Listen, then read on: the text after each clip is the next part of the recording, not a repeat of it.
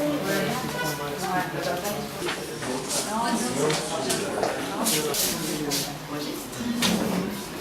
ensuite, on va pouvoir aborder des questions plus techniques en lien avec la mission, ou les différentes missions, et un peu le partenariat que nous avons construit. Je me plais appeler un partenariat opérationnel parce qu'on travaille sur la base de bosser entre l'ANAFE et le GADEM. C'est un partenariat qui remonte à plusieurs années, pratiquement 10 ans maintenant, et nous travaillons dans le cadre d'échanges d'informations, d'accompagnement de personnes qui sont évacuées ou refoulées, reconduites, expulsées depuis les années. Et les zones d'attente, c'est quelque chose qui a été créé assez récemment par rapport au centre de rétention qui existe depuis des dizaines et des dizaines d'années. Les zones d'attente existent dans la loi depuis 92.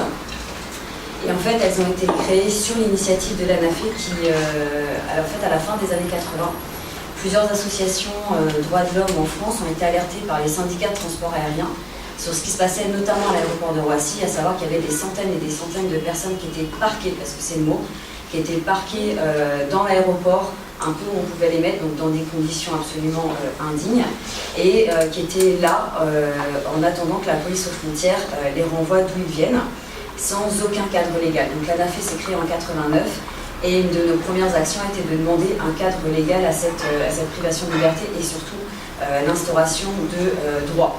On va prendre un exemple de diverses procédures qui sont maintenant, enfin voilà, ça fait un certain temps qu'on essaie d'en développer. Et l'une des seules procédures qu'on a réussi à faire fonctionner récemment, c'est d'essayer de demander à un huissier d'aller sur place, de faire le constat du coup de la présence de la personne en zone d'attente et de pouvoir après, à partir de ce constat-là, aller voir le juge administratif. Le problème déjà qui se pose, c'est que cet huissier doit avoir absolument une ordonnance de l'administration pour pouvoir après aller en zone d'attente, donc qui pose du coup énormément de difficultés, qui à chaque fois on revient en arrière pour avancer de plus en plus loin dans une procédure qui du coup est extrêmement longue. Le problème qui se pose, c'est le problème de la compétence. Par exemple, la loi, il parle du procureur auprès du roi au tribunal de premier recours, et il parle du juge administratif.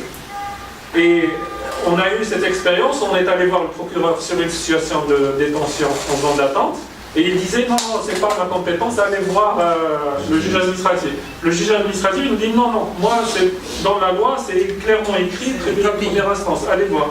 Et donc on est ballotté. L'autre problème c'est pourquoi on a eu recours à l'astuce d'aller voir un huissier pour observer une situation déterminée par écrit avec un procès verbal dûment contresigné, etc. C'est parce que le juge nous dit toujours il n'y a pas de preuve sur ce que vous avancez. Par exemple, on vient dire au juge nous avons l'information qu'il y a une personne qui est détenue sans respect des délais, nous voulons que vous puissiez vérifier s'il y a un registre, s'il y a des délais, s'il y a une notification, etc. Nous avons souvent la réponse en nous disant il n'y a pas de preuve que cette situation existe. Donc pour éviter le rejet, on passe par l'huissier. Sauf que dans ces zones d'attente, il n'est pas évident. Donc c'est 20 jours maximum de maintien en zone d'attente avec un renvoi qui est possible à n'importe quel moment. Il n'y a pas d'accès garanti au juge et donc pas de contrôle juridictionnel de cette privation de liberté. Il n'y a pas de permanence d'avocat. Il n'y a pas de recours suspensif, c'est-à-dire qu'on ne laisse pas aux personnes un temps pour contester la décision de refus d'entrée. Et quand bien même elles parviendraient à saisir le juge, elles peuvent être renvoyées avant l'audience. Il y a un manque crucial d'informations aux personnes sur leur situation, leurs droits et la procédure. On a soulevé aussi la question des mineurs et des femmes enceintes du coup.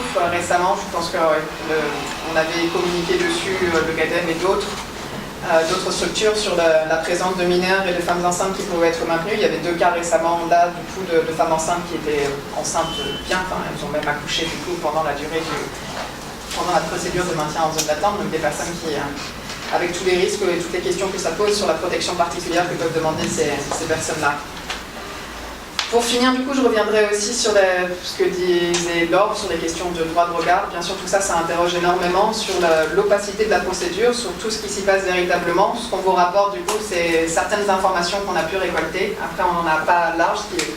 Il y a beaucoup de questions qui sont posées au fur et à mesure du rapport sur différentes voilà, sur des points spécifiques où on n'a pas pu exactement répondre, notamment comment ça se passe dans d'autres lieux. Est-ce que les personnes sont toujours maintenues dans d'autres lieux? On n'a pas une permanence au niveau de la zone d'attente, donc c'est vraiment les cas qui sont soumis, qui sont traités et que chaque jour, on n'a pas de visite. Regardez l'appellation zone d'attente, on a des zones de transit.